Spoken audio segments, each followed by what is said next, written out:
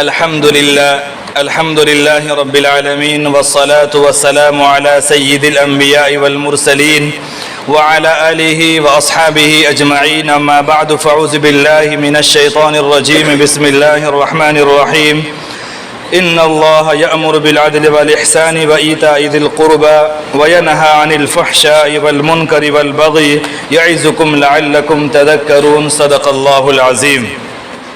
اصلاح عالم کا اب سامان ہونا چاہیے، اصلاح عالم کا اب سامان ہونا چاہیے، سب کا دستور العمل اب قرآن ہونا چاہیے، تجھ کو ہر دم یہی دھن ہر آن ہونا چاہیے، حق کا جاری ہر جگہ فرمان ہونا چاہیے. عزیز دوستو اور پیارے نوجوانوں، قرآن کریم کی جو آیت کریمہ میں نے تلاوت کی سورۃ النحل آیت نمبر 19، یہ وہ آیت کریمہ ہے جو تقریباً ہر جمعہ کے خطبے میں آپ حضرات سنتے رہتے ہیں. حضرت عمر بن عبدالعزیز رحمۃ اللہ علیہ کے زمانے سے خطبہ جمعہ میں اور خطبہ عیدین میں اس آیت کریمہ کا ایک سلسلہ چلا ہے. دراصل یہ وہ آیت کریمہ ہے جس کے اندر اللہ تبارک و تعالیٰ نے مکمل شریعت کو بیان کر دیا ہے. حضرت عبداللہ بن مسعود رضی اللہ تعالیٰ عنہ فرماتے ہیں، قرآن کریم میں سب سے جامع ترین یہی آیت ہے سورۃ النحل آیت نمبر 19. کوئی ایسی خیر نہیں ہے جس کو اللہ نے اس کے اندر بیان نہ کیا ہو کہ جس کو کرنا چاہیے، اور کوئی ایسا شر نہیں ہے جس کو اللہ نے اس کے اندر بیان نہ کیا ہو جس سے بچنا چاہیے. تو یہ بہت عظیم آیت ہے، اور ہر جمعہ خطبے کے اندر اسی لیے یہ آیت کریمہ پڑھی جاتی ہے تاکہ مسلمانوں کے ذہنوں کے اندر وہ 6 باتیں ہمیشہ محفوظ رہے جس کا حکم اللہ نے اس آیت کریمہ کے اندر دیا ہے. اگر کوئی مسلمان اس 6 چیزوں کو جس کا اللہ نے اس آیت کریمہ کے اندر حکم دیا ہے اس کو سامنے رکھ کر زندگی گزارے گا تو وہ مکمل شریعت پر عمل کرنے والا مسلمان کہلائے گا. یہ بہت ہی جامع ترین آیات ہے، اسی کے تعلق سے آج کچھ بات کرنی ہے. یہ وہ عظیم آیت ہے کہ جب یہ آیت کریمہ اللہ کے نبی صلی اللہ علیہ وسلم پر نازل ہوئی اور وقت کے بڑے بڑے دانش مندوں نے، دانشوروں نے، ذہین اور فتین ہوشیار آدمی نے جب اس آیت کریمہ کو سنا تو نبی کے پاس آ کر کے اسلام قبول کر لیا. کیسی جامع آیت ہے.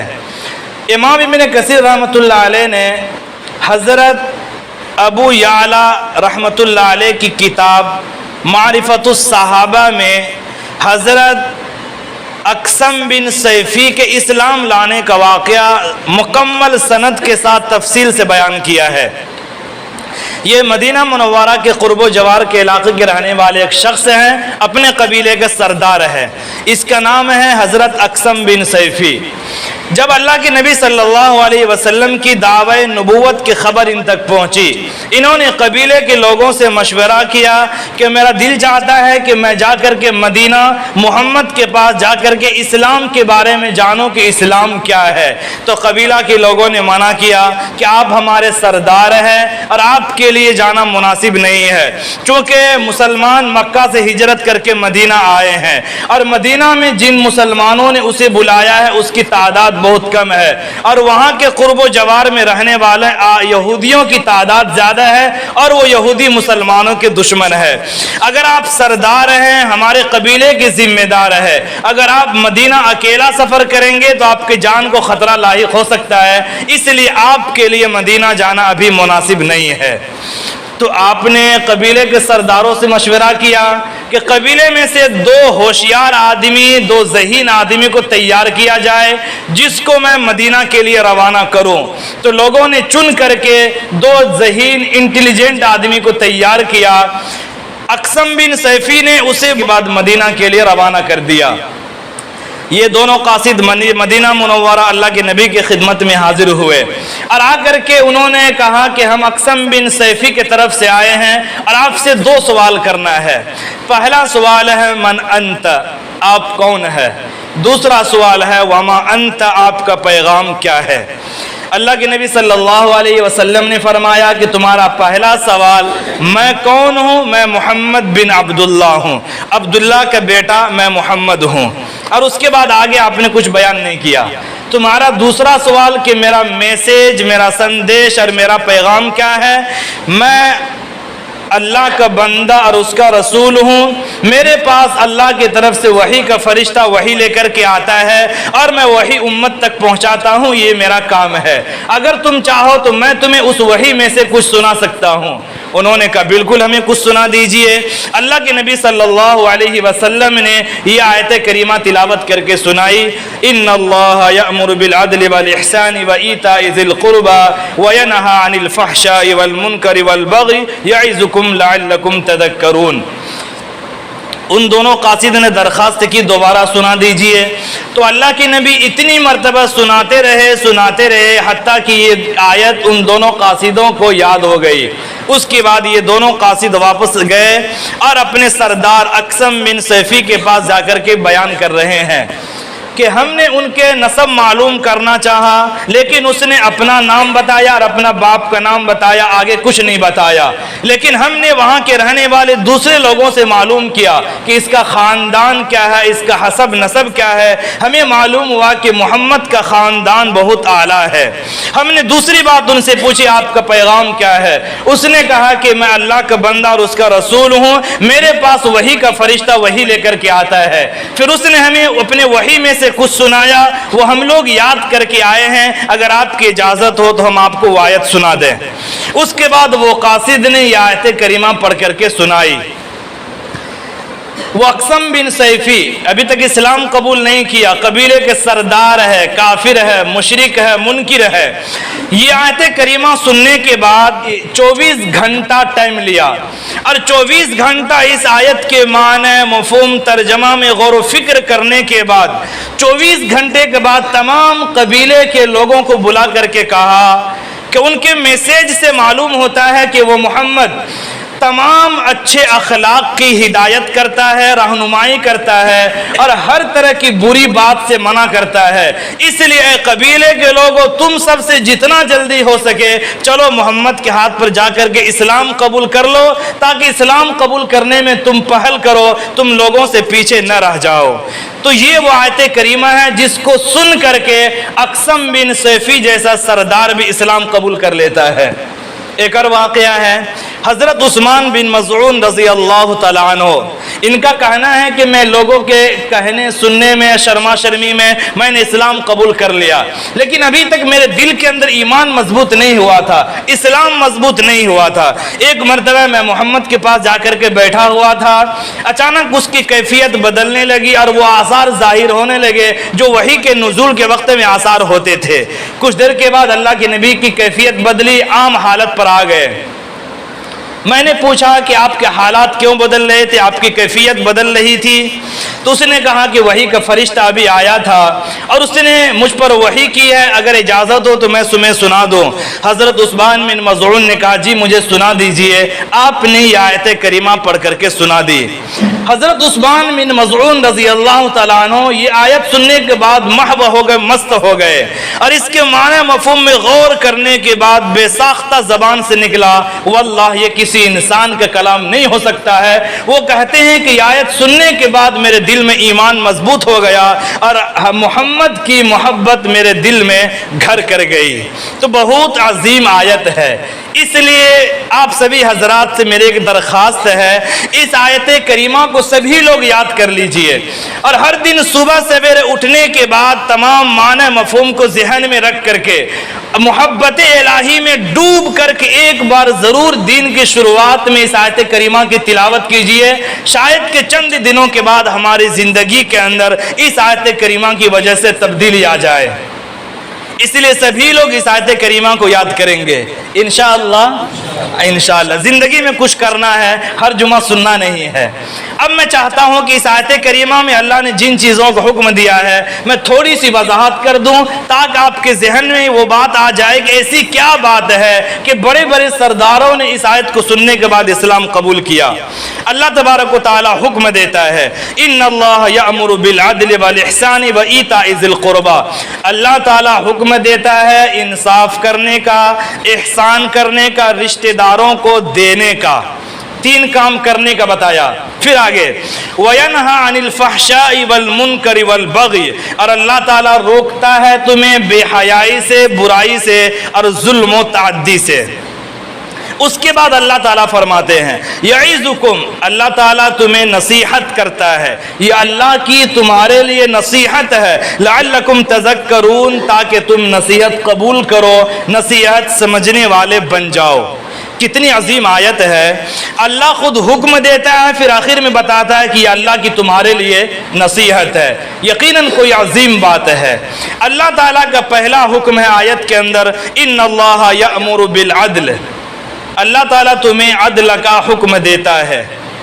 عدل کے اندر تین لفظ ہے، عین دال لام عدل۔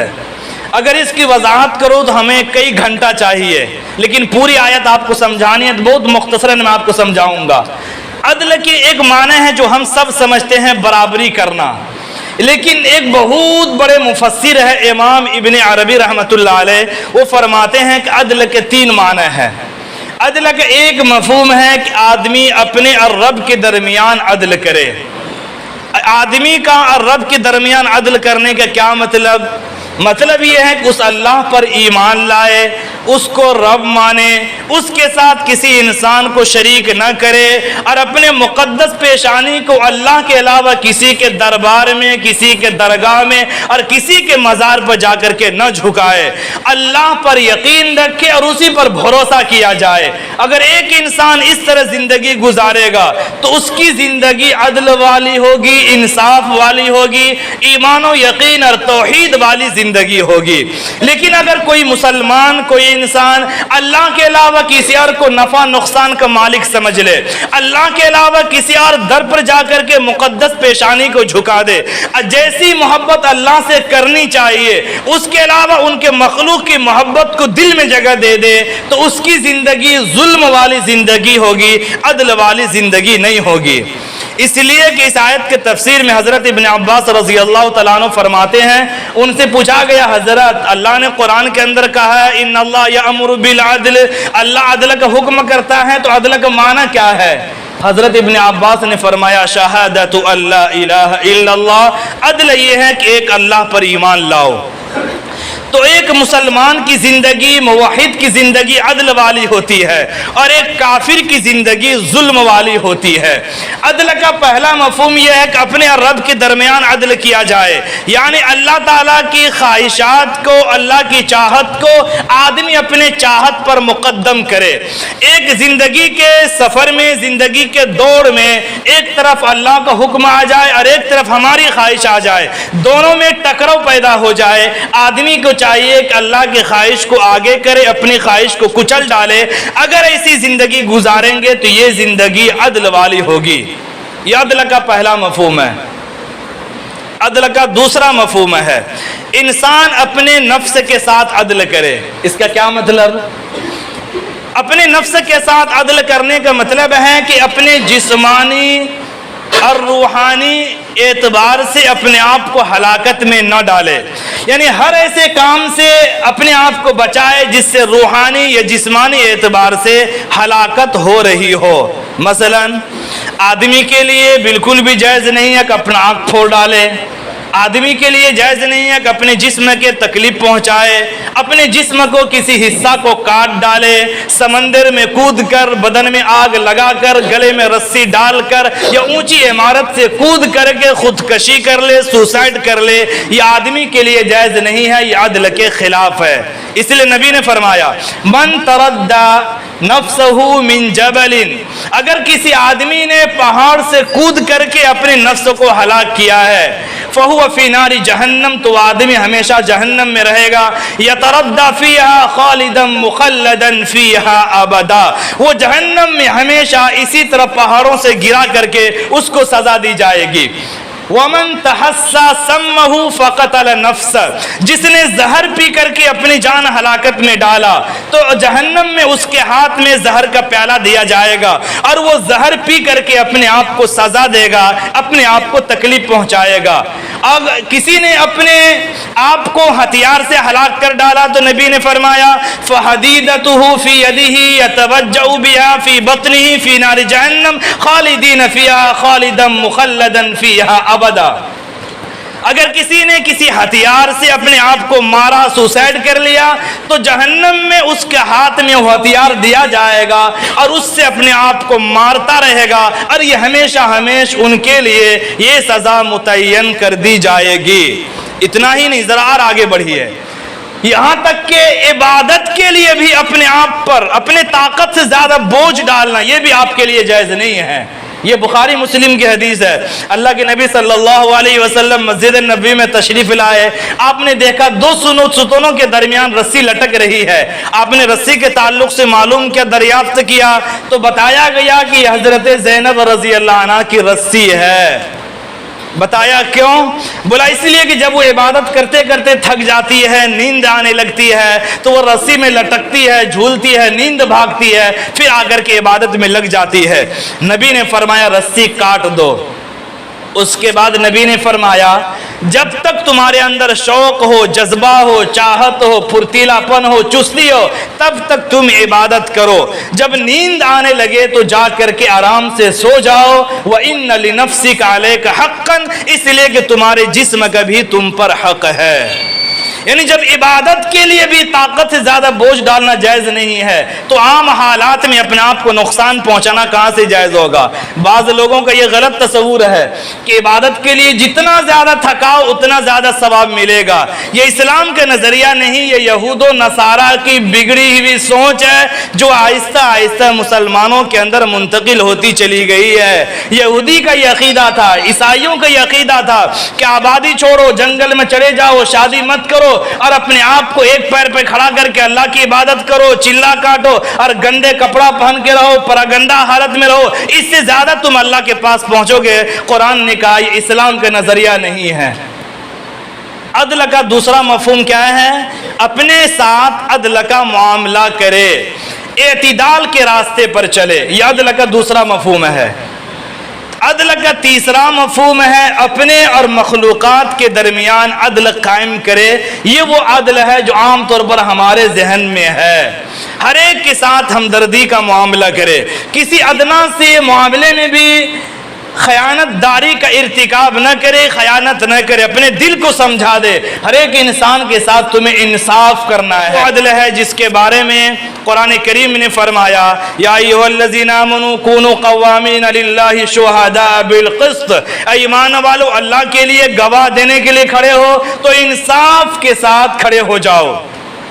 وَلَوْ عَلَىٰ أَنفُسِكُمْ أَوِ الْوَالِدَيْنِ وَالْأَقْرَبِينَ، اگرچہ انصاف کے راستے پر چلتے ہوئے تمہیں اپنی ذات کے خلاف گواہی دینی پڑے، اپنے باپ کے خلاف گواہی دینی پڑے، اپنے رشتہ داروں کے ساتھ گواہی دینی پڑے، تب بھی انصاف کے ساتھ گواہی دو۔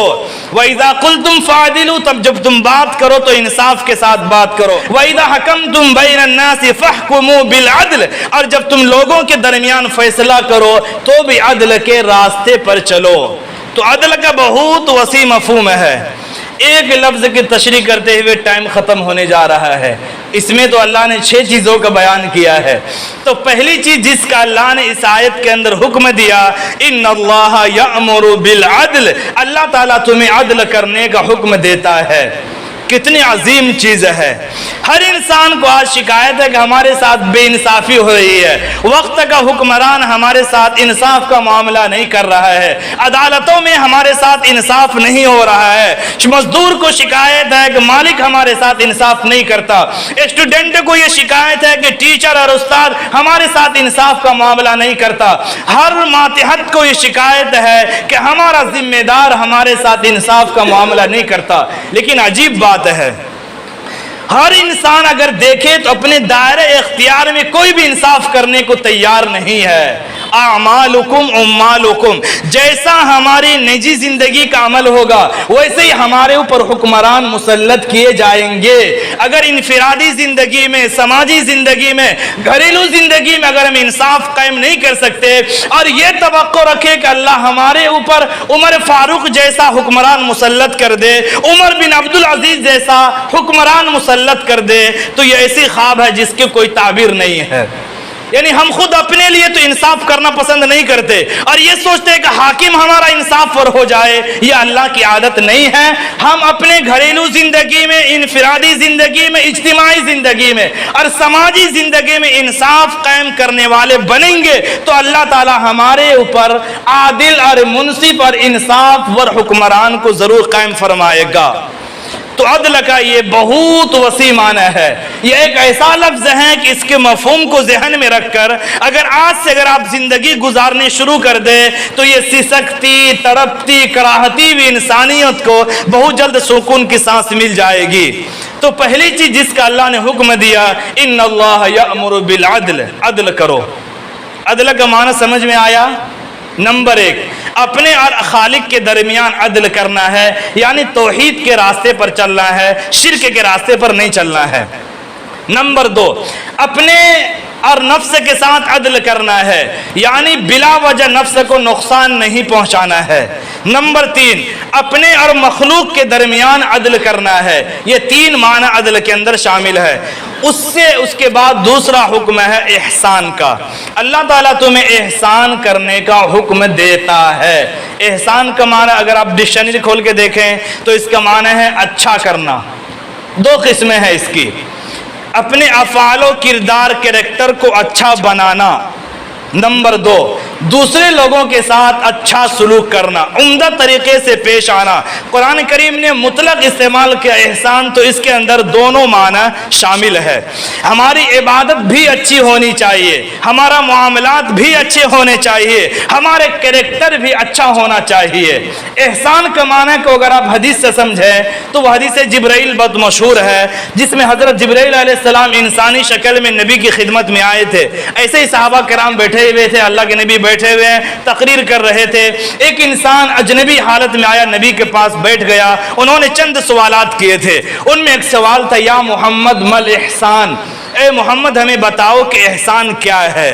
تو نبی نے تعریف کر کے بتایا تھا، ان تعبد اللہ کأنک تراہ فإن لم تکن تراہ فإنہ یراک۔ یعنی جب تم عبادت کے لیے کھڑے ہو جاؤ تو یہ یقین رکھو کہ تم اللہ کے روبرو ہو، اللہ کے سامنے میں ہو، اور تم اللہ کی جلالت تمہارے دل میں ہونی چاہیے، اس کی عظمت تمہارے دل میں ہونی چاہیے، اور تمہارے ایمان کی یہ کیفیت ہونی چاہیے کہ تم براہ راست اللہ کو دیکھ رہے ہو۔ ہاں اگر یہ اتنی اونچی صفت ہمارے ایمان میں نہیں ہے تو کم سے کم یہ ضرور یقین ہونا چاہیے عبادت کرتے وقت میں کہ تمہارا خالق، تمہارا مالک تمہیں دیکھ رہا ہے۔ اس لیے نماز کو دل لگی کے ساتھ پڑھنا یہ احسان ہے۔ اس کو ذرا میں اور وضاحت سے سمجھا دوں تاکہ پتہ چلے عدل احسان میں کیا فرق ہے۔ اللہ نے دونوں کو ایک ساتھ ذکر کیا ہے۔ قرآن پاک میں ایک آیت ہے، واللہ ذو الفضل العظیم، اللہ بڑا احسان کرنے والا ہے۔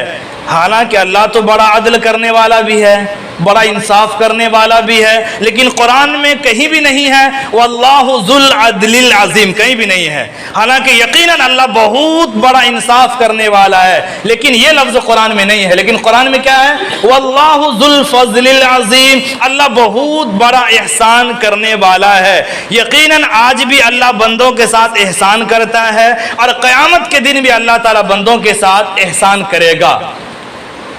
اس کو یوں سمجھیے،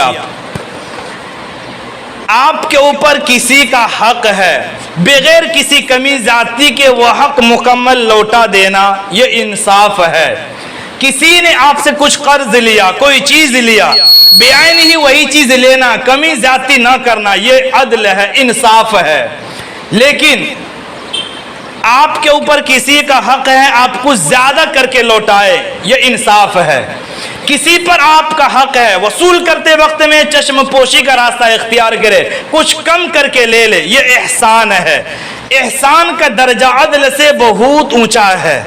کسی نے آپ کو گالی دے دی، اس کے لیے آپ دعائیں دے، معاف کر دے، یہ احسان ہے. کسی نے آپ کو ایک تھپڑ مارا، بدلے میں ایک تھپڑ مارنا، یہ عدل ہے. لیکن اسے معاف کر دینا، دعا کرنا، یہ احسان ہے. اس کو ذرا اور میں وضاحت کر دوں. فرائض و واجبات کو ادا کرنا یہ عدل ہے، نفل کے راستے پر چلنا یہ احسان ہے. قرآن بخاری شریف کی حدیث ہے، عبدی یتقرب الی بالنوافل، میرا بندہ میرے قریب آتا ہے، میرے نزدیک آتا ہے نوافل کے ذریعے. فرض کے لفظ وہاں پہ نہیں ہے. حالانکہ ایک آدمی فرائض نماز کی پابندی کرتا ہے، تہجد نہیں پڑھ رہا ہے، فرائض نماز کی پابندی کرتا ہے، چاشت اشراق نہیں پڑھ رہا ہے، تو بھی اللہ کا قریب ہوتا ہے. لیکن نوافل کے ذریعے انسان بہت جلد اللہ کے قریب ہو جاتا ہے، اور یہ نوافل احسان کا راستہ ہے. اس لیے ان اللہ یحب المحسنین، اللہ احسان کرنے والوں کو بہت پسند کرتا ہے. ہم لوگ مسجد میں آتے ہیں، 10 منٹ باقی ہے نماز میں، 7 منٹ باقی ہے، بیٹھ کر کے دوستوں کے ساتھ بات کر لیتے ہیں، نفل پڑھنا نہیں چاہتے. کیوں؟ کہیں گے سنت غیر مؤکدہ ہے. عصر میں آئے، عصر سے پہلے 4 رکعت سنت ہے، نفل ہے، پڑھنا چاہیے، لیکن ہم کیا کہہ کے چھوڑ دیں گے؟ سنت غیر مؤکدہ ہے. اچھا، غیر مؤکد کے معنی کیا ہے؟ اگر آپ کریں تو ثواب، نہ کریں تو کوئی حرج نہیں. کریں تو ثواب، نہ کرے تو کوئی حرج نہیں. دو پہلو ہے. شیطان ہمارا ذہن دوسرے طرف پھیر دیتا ہے کہ نہ کریں گے تو کوئی گناہ نہیں ہوگا، حالانکہ ادھر ذہن جانا چاہیے کہ کریں گے تو ثواب تو ملے گا. قیامت کے دن جب نفسا نفسی کا عالم میں لوگ تڑپ رہے ہوں گے ماہی بیاب کی طرح، اور ایک ایک نیکی پر کامیابی اور ناکامی کا ہمیشگی کا فیصلہ ہو رہا ہوگا، ایسے وقت میں ایک ایک نیکی کے لوگ محتاج ہوں گے. اور نوافل کی اگر ہم پابندی کر لیں تو کتنے سارے نیک اعمال ہمارے، کتنے سارے ثواب ہمارے نیک اعمال میں جمع ہو جائیں گے. اللہ تعالیٰ فرماتا ہے، حدیث قدسی ہے، عبدی یتقرب الی بالنوافل، بندہ نوافل کے ذریعے میرے قریب آتا ہے، میرے نزدیک آتا ہے، اور اتنا قریب آتا ہے کہ میں اس سے محبت کرنے لگتا ہوں، پیار کرنے لگتا ہوں. پھر کیا ہوتا ہے؟ میں اس کا وہ کان بن جاتا ہوں جس سے وہ سنتا ہے، میں اس کی وہ آنکھ بن جاتا ہوں جس سے وہ دیکھتا ہے، میں اس کا وہ ہاتھ بن جاتا ہوں جس سے وہ پکڑتا ہے، اور میں وہ پیر بن جاتا ہوں جس سے وہ چلتا ہے. یعنی وجود تو اس کا ہوتا ہے، جسم تو اس کا ہوتا ہے، لیکن طاقت اس کے اندر میری ہوتی ہے. اس لیے کہ میں اس کا کان بن جاتا ہوں. وہ بندہ بیٹھتا فرش پہ ہے اور خبر رکھتا ہے عرش کی. اس لیے کہ نوافل کے ذریعے اللہ بندوں کا قریب ہوتا ہے. نوافل یہ احسان کا راستہ ہے، عدل کا راستہ نہیں ہے. تو معلوم یہ ہوا کہ احسان یہ عدل سے بہت اونچا درجہ ہے. یہ عدل احسان کے وادی میں وہ لوگ قدم رکھتے ہیں جو اولیاء اللہ ہیں، صوفیاء ہیں، صالحین ہیں، جن کا جینا، جن کا مرنا، جن کی نمازیں، جن کی عبادت صرف اللہ رب العالمین کے لیے. اور جو کہتا ہے ان صلاتی و نسکی و محیای و مماتی للہ رب العالمین، میرا جینا، میرا مرنا، میری نماز، میری قربانی رب العالمین کے لیے ہے. یہ احسان کا راستہ بہت اونچا ہے اور بہت مشکل بھی ہے. عام لوگ اگر عدل کے راستے پر چلے تو یہ بھی قابل تعریف ہے، لیکن اللہ احسان کرنے والوں کو بہت پسند کرتا ہے. ان اللہ لا یضیع اجر المحسنین، اللہ احسان کرنے والوں کی اجر کو ضائع نہیں کرتا. تو دو باتیں آپ سمجھ گئے، اللہ تعالیٰ عدل کا حکم کرتا ہے، احسان کا حکم کرتا ہے. ابھی 4 چیزیں باقی ہیں، انشاءاللہ آئندہ جمعہ ان 4 چیزوں کی تفصیل سے میں وضاحت کروں گا. اس آیت کریمہ کو سبھی لوگوں کو یاد کرنا ہے، لکھ کر کے ہو یا یوٹیوب پہ سن کر کے ہو، سبھی لوگوں کو یاد رکھنا ہے. اور جو میں نے مفہوم بیان کیا اس مفہوم کو بھی ذہن میں رکھنا ہے. اللہ تبارک و تعالی ہم تمام مسلمانوں کو اس آیت کریمہ کی روشنی میں زندگی گزارنے کی توفیق عطا فرمائے. وآخر الدعوانا ان الحمد للہ رب العالمین.